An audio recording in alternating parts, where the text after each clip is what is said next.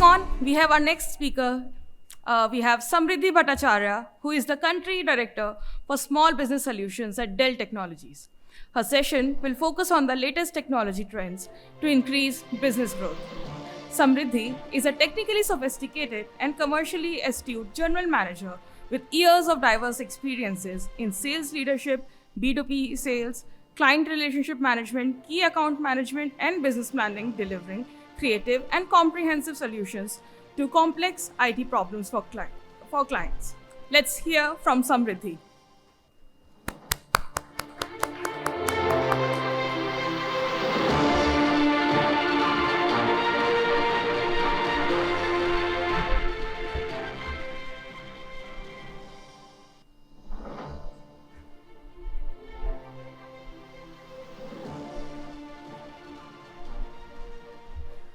Very good morning, ladies and gentlemen. Thank you all for gathering here, beating the Chennai traffic. I come here from Bangalore, so it took me an hour to reach this location, so I can totally understand what the traffic scene is. We continuously blame Bangalore traffic, but I think every city in India is actually having this traffic menace to solve. Now, moving on, I'm being called to talk about a very interesting topic, which is what are the key technology trends that drives today's business? And when we talk about business, every business, whether it's large or small, is actually dependent on technology.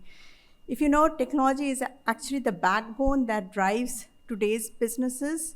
No business can survive without adopting technology.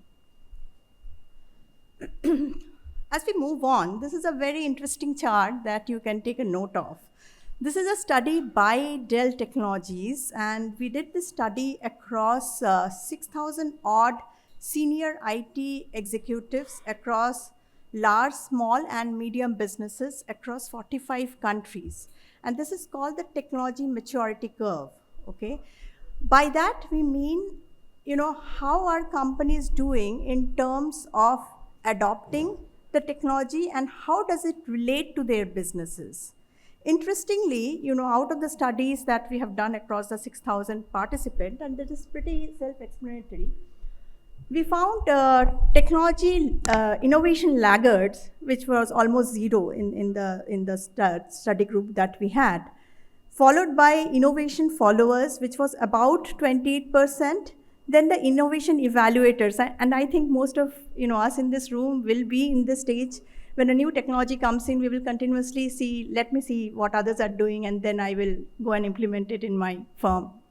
Then technology innovation adopters. These are somebody who is willing to make those first moves to see, let me try it out, let me do a pilot and see how it works, and whether if I have a success in this pilot, I will go and adopt it. And then there are people who kind of are very bold, and they are the innovation leaders. What we found is that people who kind of took a step ahead, actually this was before COVID hit, they were the least impacted businesses because they have scaled their businesses to, really superior levels to be able to beat any kind of, issues that can arise out of unprecedented factors like a pandemic or, some rapid inflationary changes, geopolitical tensions, you name it. They have guarded themselves well. As we move on, and this is again more or less the CIO or CIO -1 levels, we asked a few questions to the people, and like I said, that the focus group is really a group of small, medium business as well as large businesses put together. But what was interestingly coming out is that the challenges that were faced, obviously larger organizations have probably, or the way we think it is that they will have fewer problems to solve, but then they have a different set of challenges to address. But all in all, there were some typical challenges that were plaguing each and every organizations that we are speaking to. This was post-COVID, and people were grappling with the idea of remote work. How do we securely and efficiently work from remote locations? Then there was a huge barrage of data that we were all struggling with in different organizations, and people didn't know how to make sense out of that data. Then third set was they don't have holistic end-to-end security solutions. Now there are lots of data. There are client-related data. Obviously, there are data privacy laws that a lot of country follows. How do you secure those data? Then obviously, a few years back, everybody adopted the cloud, but they don't know, how to contain the growing cloud cost, because a lot of companies moved lock, stock, and barrel to cloud, but they didn't know how to contain the cost. Costs were rising. And then there were complexity around solving the complexity around the edge. Now, when we studied some of the small businesses in India, what we see is that small businesses are not left behind. And when I say small businesses, it is actually small businesses plus startup.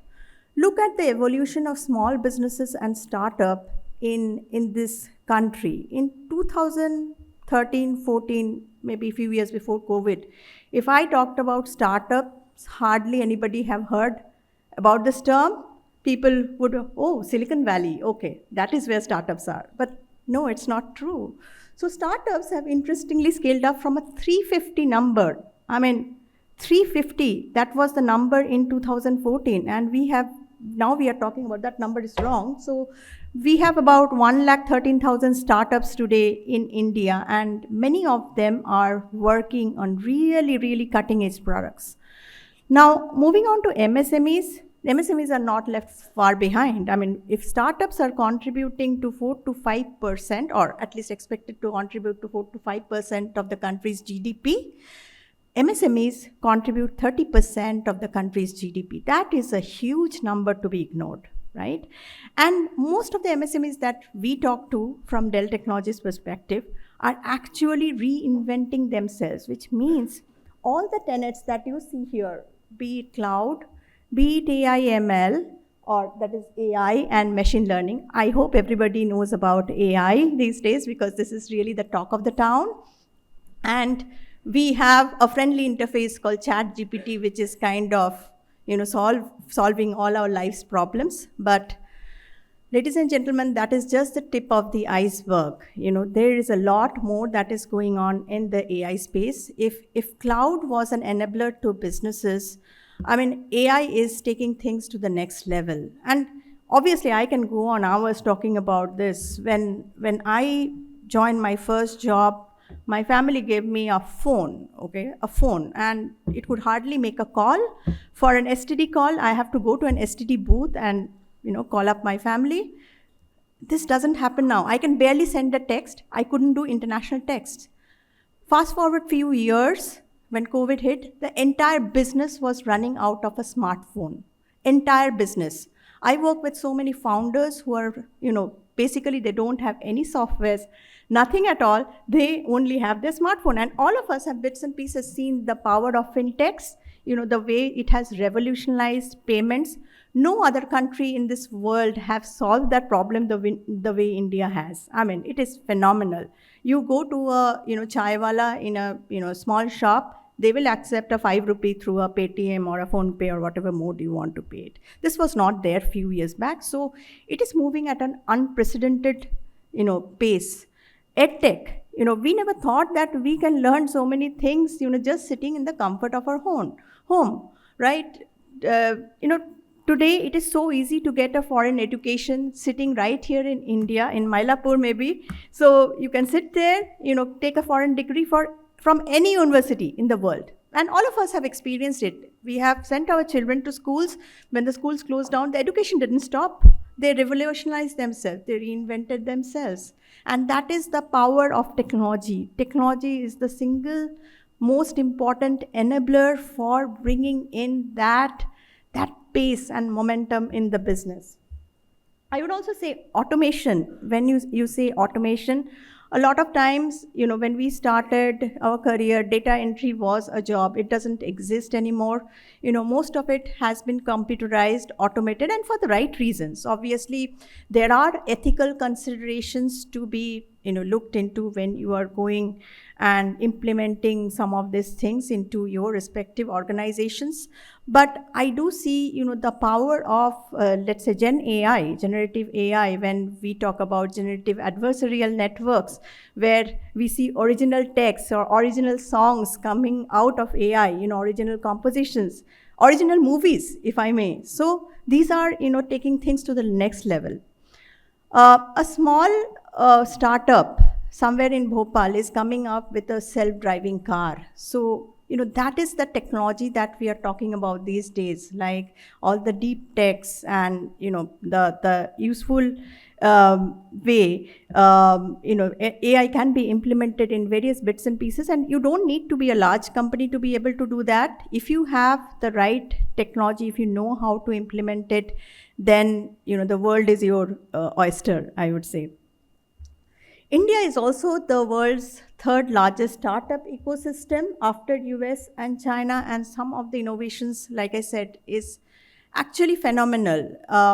Few days back, we hosted our own Shark Tank kind of a thing. So we call it the Dell Entrepreneur Challenge. We had participation from 1,700 startups and small businesses who came forward and participated in this challenge. And everybody, obviously we had 4 winners. Everybody had a story to tell, and they were all backed by one or the other of these innovative technologies. Let me take you, like a small momo shop. Okay, what do? You will think that, okay, they will probably employ 2 cooks and probably make a bill at the end of the day to see how much of sale they have done. No. That momo shop is actually backed completely by analytics. They are seeing what is the customer demography that is coming and visiting their shops, from where they are coming, what are the dishes that they are liking most. So it is completely, so the front end might be a momo shop, but the back end is completely technology enabled. And that is the power of analytics and reporting. So the owner exactly know where he or she will be putting their next bucks on in terms of their expansion plan. This is one aspect of it. Then we are seeing phenomenal, I would say, advancements in the biotech space, where bioprinting is catching up. So one of the participants, actually she was a winner, they came up with this bioprinting of human tissues. So maybe a few years down the line, people don't have to look forward to organ donations. They can actually go and get some kind of treatment in terms of getting a new eye implemented through bioprinting. So that is actually groundbreaking, the way it is solving human issues, human-related issues, and solving not only technological problems, but challenges that we face in our day-to-day life is actually, phenomenal.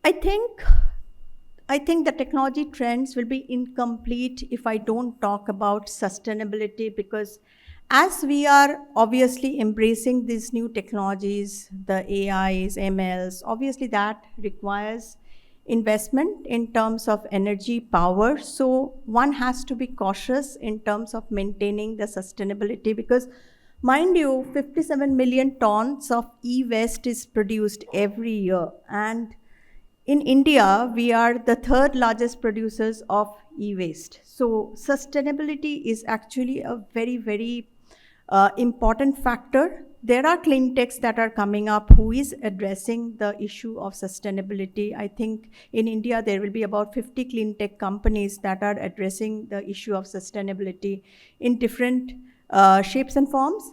But this is very important. The circular economy contributing to reduced emissions, carbon capture technology, energy storage technologies, these are going to be the next big things, because if we don't, if we don't reuse and if we don't recycle, then there will be a huge threat to the planet. And it cannot be solved by obviously a single organization, but each of us have to take the responsibility. No matter what products or services you are offering, you have to offer it in a sustainable way. In Dell, we are actually having our own sustainability goals.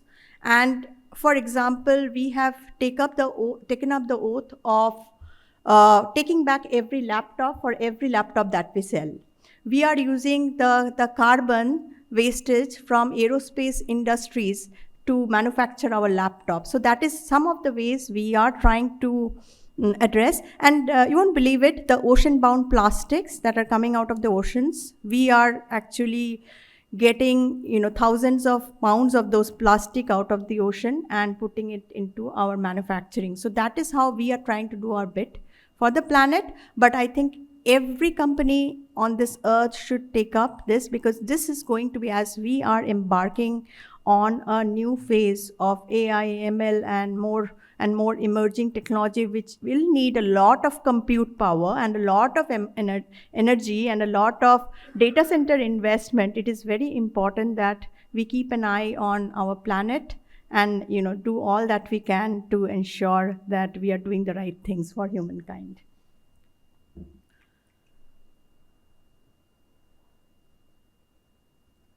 So these are some of the snippets that I showed. Obviously, for every MSMEs, and not only MSMEs, it is important for every company to adopt technology as the partner to drive their growth, be it driving operational efficiency, market reach, streamlining distribution, managing payments, and serving their customers the right way.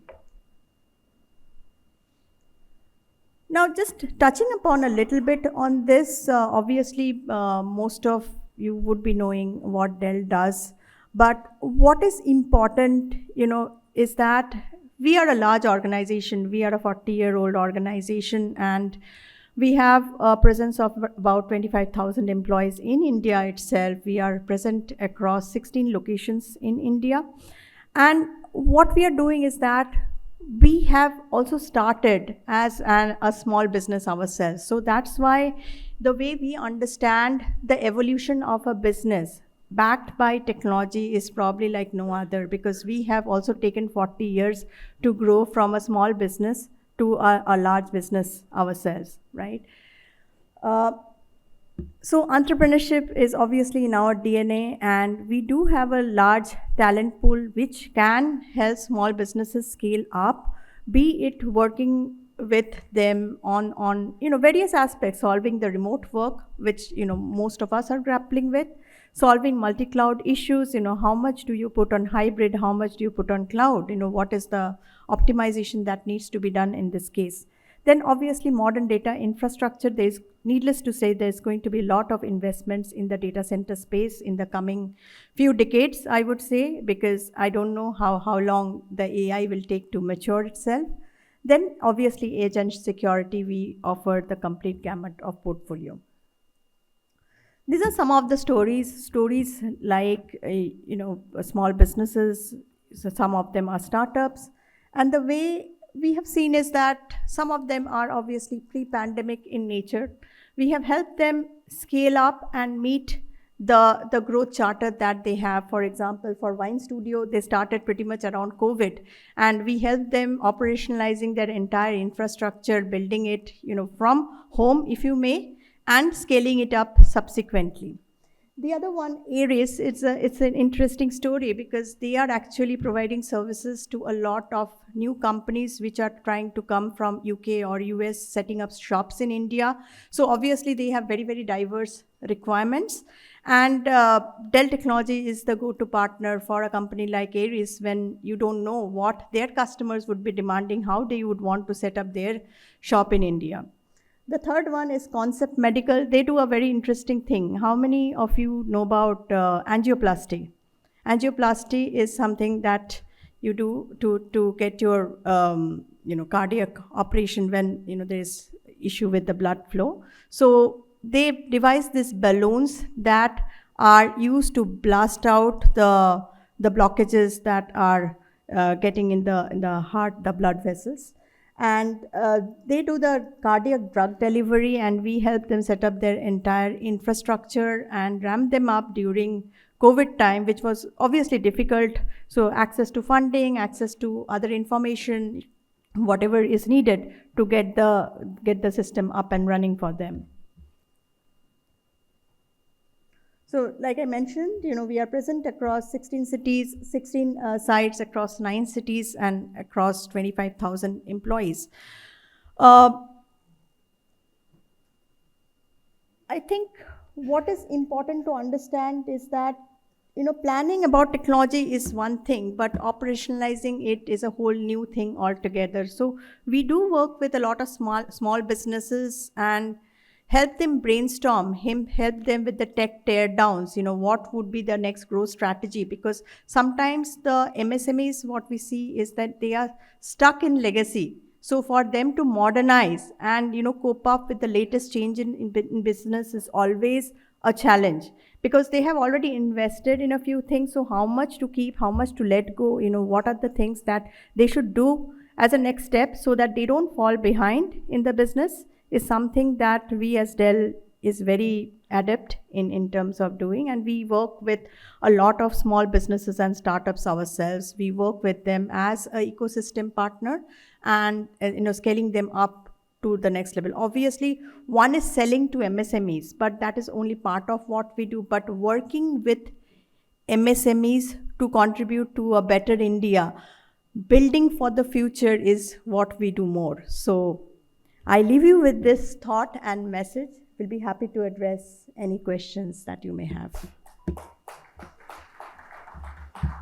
Thank you all for listening in.